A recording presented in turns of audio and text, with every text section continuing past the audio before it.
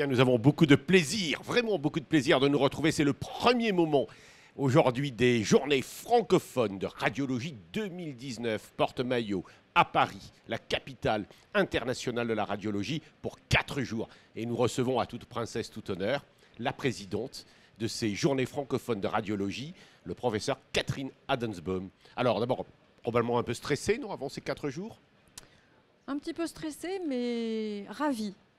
Alors, Catherine Adensbaum, donc ce ne sont pas vos premières JFR, mais comme présidente, évidemment, ça l'est. Donc, pendant 4 jours, vous allez recevoir des milliers de confrères, de radiologues, 240 séances de formation, 500 posters, 95 ateliers, 13 000 participants, 1300 conférenciers. C'est évidemment, comme d'habitude, une très grosse machine qui commence. C'est une très très grosse machine. C'est un congrès qui est fabuleux, fabuleux pour les dialogues et tout ce qu'on peut y faire. Il n'a pas sa pareille. Et je voudrais déjà remercier l'équipe de la SFR sans laquelle rien n'aurait été possible. Remercier vous pour tout ce que vous avez fait en communication, parce que j'ai compris au fil des mois le travail immense qui a été fait et derrière lequel il y a finalement les JFR. Donc oui. Vraiment, merci. Merci à vous. Ça se prépare effectivement pendant une année, un congrès aussi important. Ça se prépare pendant une année. J'ai dit qu'il était international parce qu'il y a évidemment beaucoup de radiologues, de confrères radiologues du monde entier qui viennent, et en particulier de pays invités qui sont... Oui, les JFR ont un caractère de plus en plus international. Et nous avons 2 pays à l'honneur qui sont cette année le Maroc et le Mexique. Et je dois dire qu'il y a des seniors, bien sûr, de ces pays et de partout, mais il y a aussi beaucoup de juniors, ce qui, je pense, est une richesse extraordinaire, oui. Parce que les échanges se poursuivent ensuite. Oui, dans les seniors, vous voulez dire des radiologues affirmés. Des radiologues expérimentés. Expérimentés. D'abord, bon, vous nous dressez un tableau très rapide, synoptique, de ces 4 journées. Qu'est-ce qui va être nouveau? Alors d'abord le titre de la conférence. Voilà, le titre. Le titre, en résumé, qu'est-ce qu'un radiologue? Eh bien, c'est un médecin qui est doté d'outils puissants, de plus en plus puissants. Et qu'est-ce qu'un radiologue augmenté?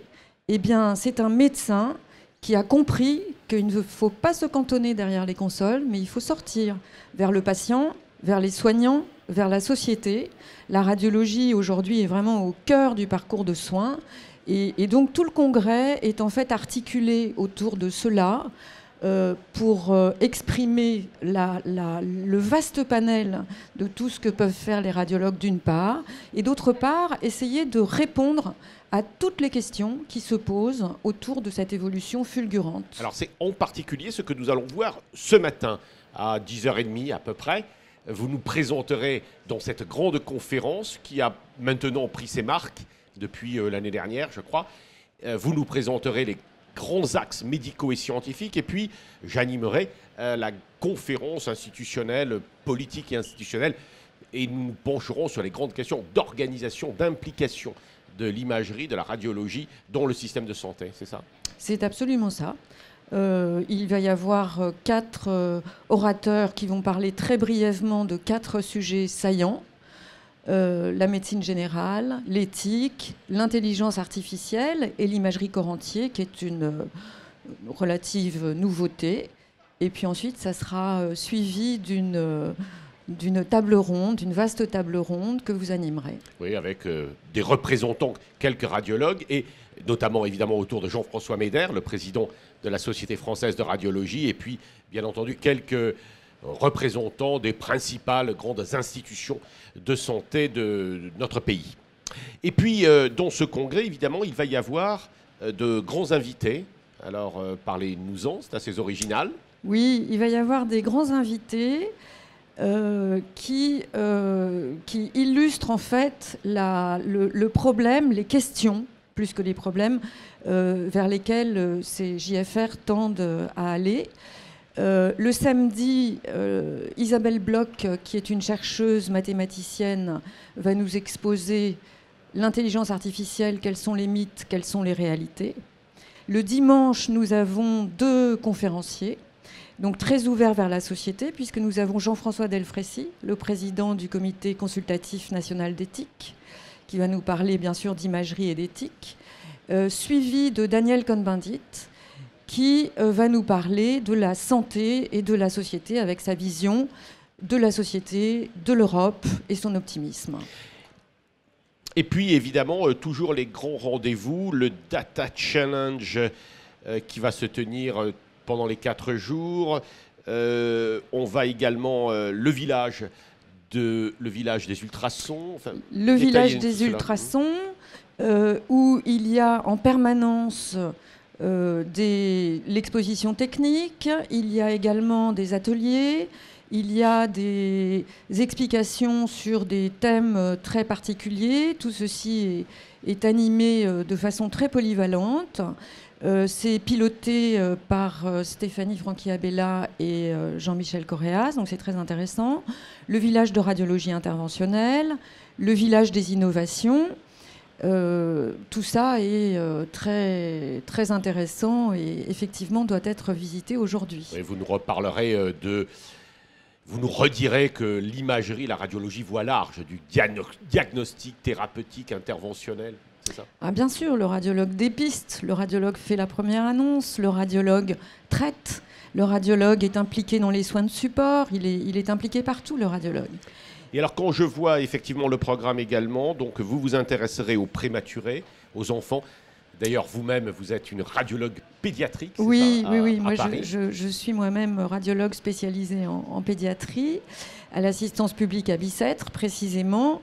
Et il y a beaucoup d'avancées dans l'imagerie du prématuré pour essayer de prédire en fait le devenir de ces enfants qui actuellement sont réanimés de façon tout à fait possible de plus en plus tôt. On parlera d'immunothérapie interventionnelle, on parlera de tumeurs, de cancérologie, on parlera également évidemment de fin de vie aussi, de douleur, de prise en charge de douleur. Voilà, c'est l'algoradiologie qui est portée par Adrien Kassler à Grenoble, qui vise à soulager un patient présumé en fin de vie pour que son confort soit maximum. En fin de vie.